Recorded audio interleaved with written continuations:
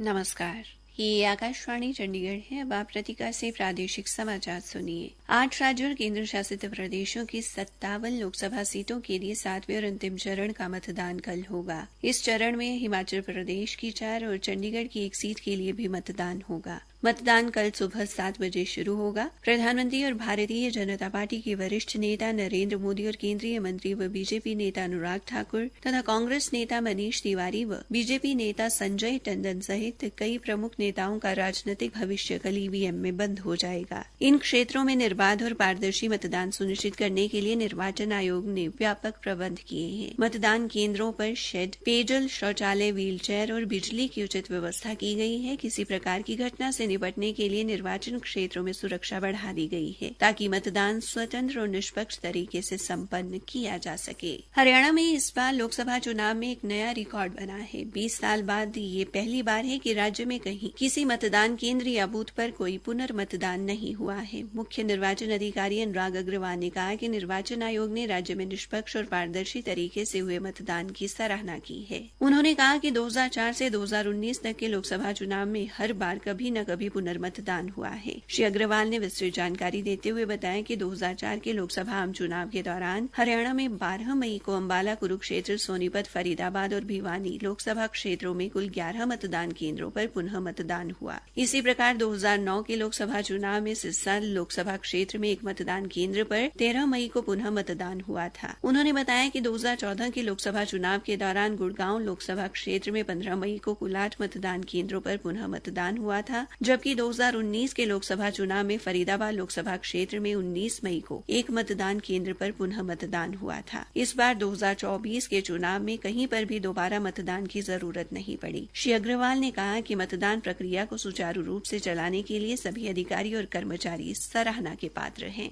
हरियाणा में 25 मई को छठे चरण के दौरान हुए लोकसभा चुनाव के मतों की गणना 4 जून को होगी। मुख्य निर्वाचन अधिकारी अनुराग अग्रवाल ने रिटर्निंग अधिकारियों से कहा कि मतगणना के लिए तैयारियां पूरी कर ली गई हैं। उन्होंने बताया कि प्रदेश में 10 लोकसभा क्षेत्रों तथा करनाल विधानसभा उपचुनाव के लिए 44 स्थानों पर मतगणना केंद्र बनाए गए हैं। इन केंद्रों में ETPBS व डाक मत पत्रों की स्कैनिंग के लिए 237 स्कैनिंग टेबल लगाए जाएंगे। एक टेबल पर 500 डाक मत पत्रों की गणना की जाएगी। श्री अग्रवाल ने कहा कि सभी मतदान केंद्रों पर मतगणना हेतु पर्याप्त संख्या में अच्छे स्कैनर की व्यवस्था की जा रही है। हर 10 स्कैनर पर एक सहायक रिटर्निंग अधिकारी की नियुक्ति की गई है। इसके अलावा मतगणना की हर मेज पर अलग से सहायक रिटर्निंग अधिकारी भी नियुक्त किया गया है। मुख्य निर्वाचन अधिकारी ने कहा कि कल प्रदेश के जिला निर्वाचन अधिकारियों और सहायक जिला निर्वाचन अधिकारियों के साथ वीडियो कॉन्फ्रेंसिंग के माध्यम से बैठक कर लोकसभा चुनाव की मतगणना को लेकर की गई तैयारियों की समीक्षा भी की गई। जिला निर्वाचन अधिकारियों को सभी मतगणना केंद्रों पर उच्च गुणवत्ता वाली 100 मेगाबाइट पर सेकंड की कम से कम 2 लीज लाइन की व्यवस्था करने के निर्देश दिए गए हैं। उन्होंने कहा कि मतगणना ड्यूटी में लगे कर्मचारियों का दूसरा रैंडमाइजेशन व प्रशिक्षण मतगणना तिथि से 24 घंटे पहले पूरा किया जाएगा। मतगणना के लिए एक सहायक रिटर्निंग अधिकारी, एक गणना निरीक्षक, 2 गणना सहायक तथा एक माइक्रो पर्यवेक्षक ड्यूटी पर रहेगा। उन्होंने कहा कि ईवीएम जब स्ट्रांग रूम से मतगणना हॉल में ले जाई जाएंगी तो उनकी वीडियोग्राफी करवाई जाएगी और स्ट्रांग रूम में पूरी तरह बैरिकेडिंग की जाएगी। उम्मीदवार स्वयं और उसका चुनाव एजेंट इस प्रक्रिया को देख सकते